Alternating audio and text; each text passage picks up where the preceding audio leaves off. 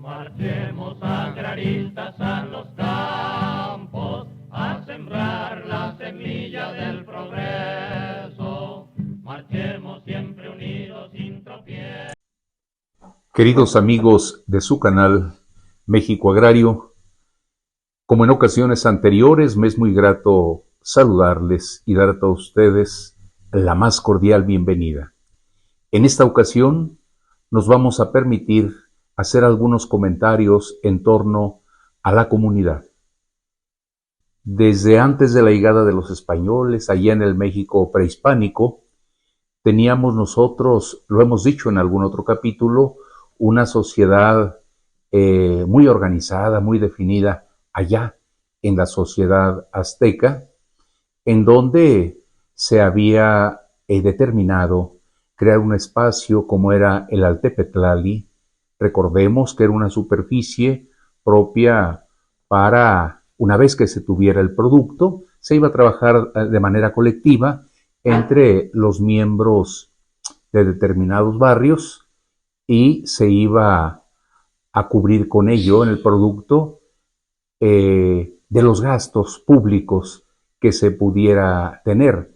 Una vez que llegan los españoles y con aquel lamentable despojo que se hace en contra de los naturales, desde luego se expiden una serie de disposiciones por allá, por la corona española, por los virreyes, con el propósito de salvaguardar el derecho de los naturales, de los, a mi juicio, mal llamados indígenas, yo llamaría los pueblos originarios, y hoy tenemos alrededor de 68 pueblos originarios en nuestro país, y bueno, a ellos se les asignó también una superficie denominada como las tierras de común repartimiento, en cuyo caso se llegó a entregar en diversas ocasiones, en diversos momentos, títulos primordiales.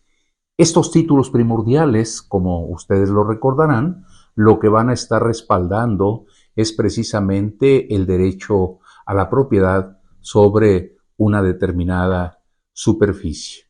La importancia de estos títulos primordiales, queridos amigos, es que con el paso del tiempo, con el paso de los años y las diversas legislaciones agrarias, van a dar la oportunidad de que se pudiera impulsar una acción agraria que hemos conocido como la restitución de tierras, entre otras.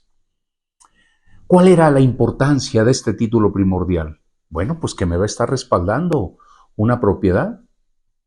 Y cuando se da, lo digo de manera muy rápida, el movimiento independentista, allá el 5 de diciembre de 1810, en el cuartel general de Guadalajara, don Miguel Hidalgo y Costilla emitió un decreto en donde se habló por primera vez de la necesidad de restituir las tierras a sus legítimos propietarios. 100 años después, con el movimiento revolucionario, el artículo 3 del Plan Revolucionario de San Luis establece, palabras más, palabras menos, que se habrán de restituir las tierras a sus legítimos propietarios. Lo interesante de recordar esto a manera de antecedente es porque una vez que se cuenta ya con una legislación agraria propiamente dicha, a partir de la ley del 6 de enero de 1915, después su contenido, su importancia, se eleva a rango constitucional en el artículo 27 de la Constitución de 1917, como lo hemos dicho también, se va a establecer formalmente la política de reparto agrario. Sin embargo, esta política de reparto agrario lo mismo va a atender creación de ejidos, pero, de manera importante, la restitución en favor de quienes acreditaran tener derecho sobre determinada superficie.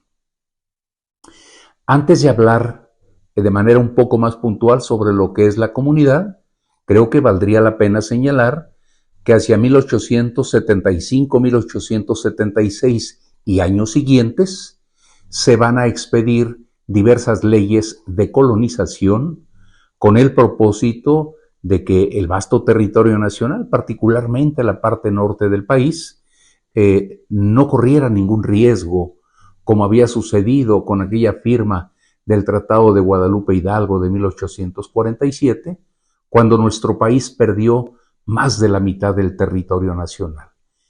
Estas leyes de colonización, por una parte, van a tener, se va a darle la posibilidad de que las compañías deslindadoras participen en las mediciones, en el deslinde de tierras, pero aquí el problema que se daba es que se vuelve a dar un segundo gran despojo en contra de los naturales, porque las leyes de colonización lo que pretendían era salvaguardar en favor de los mexicanos, fundamentalmente, aunque también llegaron a considerarse algunos españoles para adquirir tierras de esta naturaleza en el medio rural, pero será un segundo gran despojo.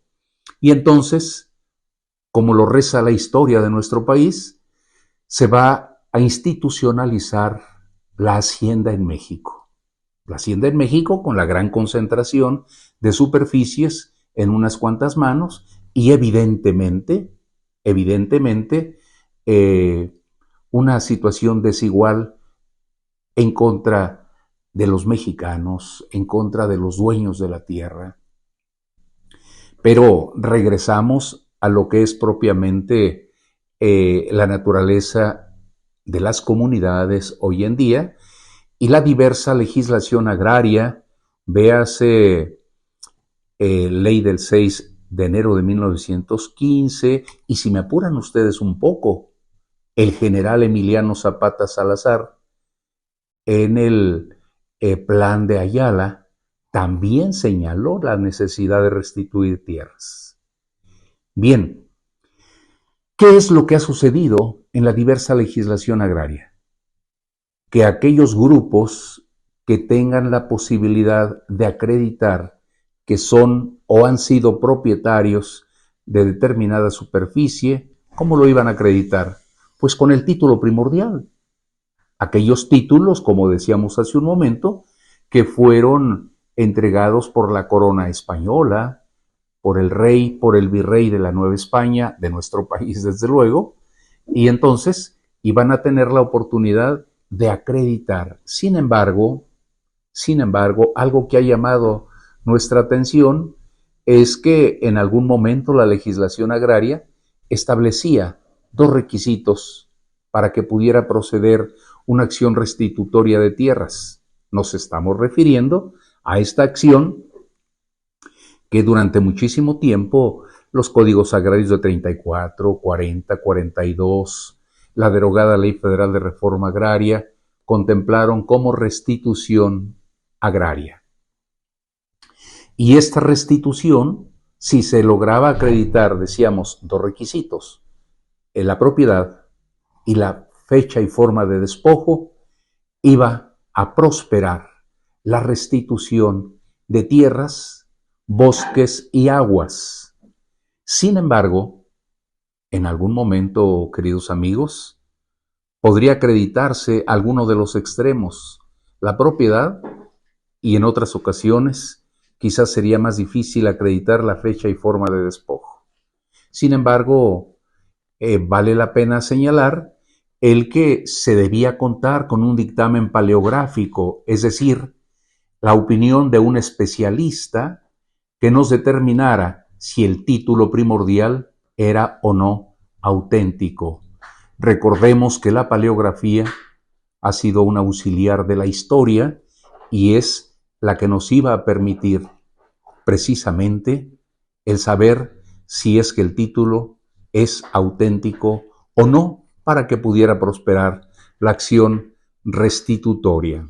Bien, decía, me refiero a la última de las leyes antes de la actual ley agraria, la derogada Ley Federal de Reforma Agraria, decía que en caso de que no se pudiera acreditar alguno de los requisitos, título de propiedad o fecha y forma de despojo, se iría a través de una segunda acción o una doble vía ejidal. Si no te restituyo, decía el espíritu de la ley, te podré crear un ejido. Sin embargo, hoy queremos referirnos específicamente a lo que es la comunidad. Se han creado, mejor dicho, reconocido aproximadamente 3.200 comunidades en el país, muchas de ellas con un componente social de personas que forman parte de un grupo étnico, de un grupo natural, que tienen sus usos, sus costumbres, su lengua materna, inclusive. Y así tenemos, por ejemplo, algunas comunidades allá en el estado de Michoacán, una comunidad que llama nuestra atención, que se dice que tiene alrededor de 42 hectáreas, pero hay algunas otras que llegan a tener algunos miles, cientos de miles de hectáreas, como sucede allá en Oaxaca, o bien, inclusive allá en el noroeste del país con la tribu Yaqui, que llegan a tener algunas de estas comunidades más de 400,000 hectáreas. Bien, no se puede crear una nueva comunidad, sino se va a restituir las tierras en favor de quienes acreditaron la propiedad.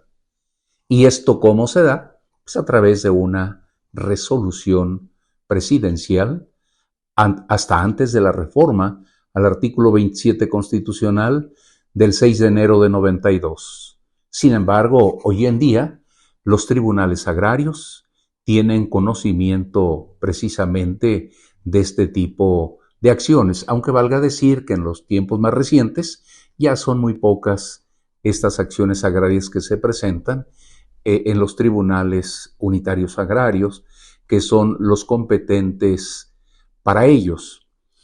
Pero también cabría la posibilidad, al amparo de la legislación anterior, que se diera el reconocimiento y titulación de bienes comunales, o bien el reconocimiento y confirmación de bienes comunales.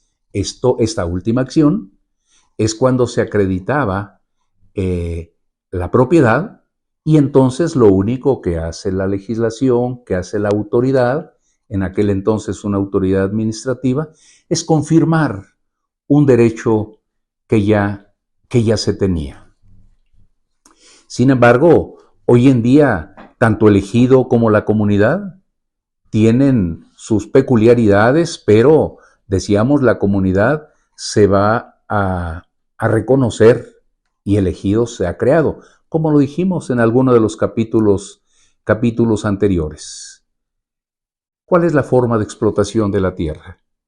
Podríamos decir, en la comunidad tradicionalmente se tenía una explotación de carácter colectivo. Sin embargo, hoy en día, al igual que los ejidos, se tiene o se puede tener, no necesariamente se tiene, se puede tener una explotación individual donde a cada uno de los integrantes de la comunidad se les puede reconocer o asignar un derecho de carácter individual. Pero algo que es muy importante también es que se cuenta con tierras de uso común. ¿Cuáles son las tierras de uso común, tanto en el ejido como en la comunidad? Bueno, pues allá donde tenemos la posibilidad de encontrar el cultivo y explotación forestal, donde existen explotación de recursos naturales, véase arena, piedra, grava, entre otras, y en algunos otros momentos también las tierras de uso común han sido ocupadas o destinadas para el pastoreo de los animales, para actividades de carácter acuícola, entre otros. Sobre todo esto dependiendo del lugar en donde se encuentren las comunidades. Y en muchos estados de nuestro país, pues existen las comunidades.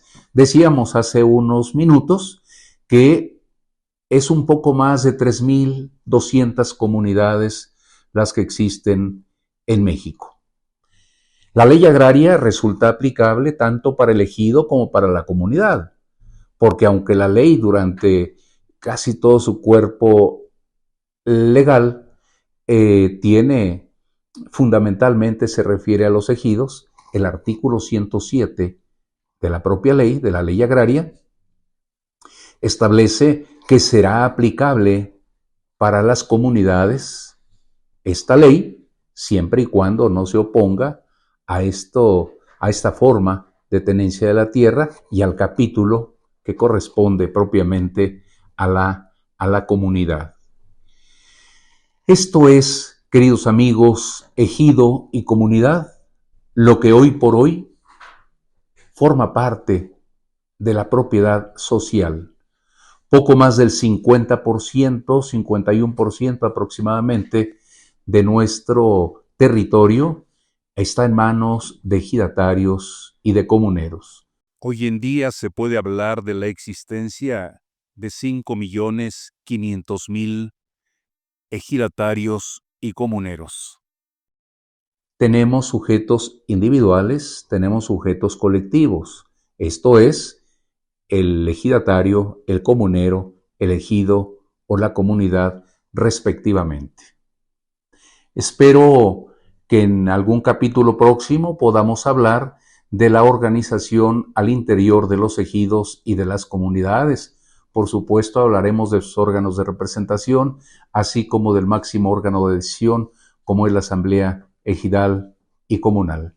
Queridos amigos, esperamos sus amigos de su canal México Agrario resulte de su interés y desde luego invitarles a todos ustedes para que puedan estar interactuando con nosotros, haciendo comentarios, preguntas, y si nos hacen favor de apoyar, como dicen algunas otras personas en las redes sociales, con el link para que nos pueda ir creciendo e invitar a nuestros amigos, familiares que puedan interesarse en el tema agrario, nos favorece el que nos puedan apoyar siguiéndonos semana a semana con cada uno de sus capítulos. Como en ocasiones anteriores, quiero invitarles para que sigamos sembrando por el bien y desarrollo de este gran país, México, desde cualquier lugar en donde nos encontremos. Como siempre, se despide de todos ustedes su amigo Rubén Gallardo. Hasta la próxima. Muchas gracias. Del progreso, marchemos siempre unidos sin tropiezo, laborando por la paz de la nación.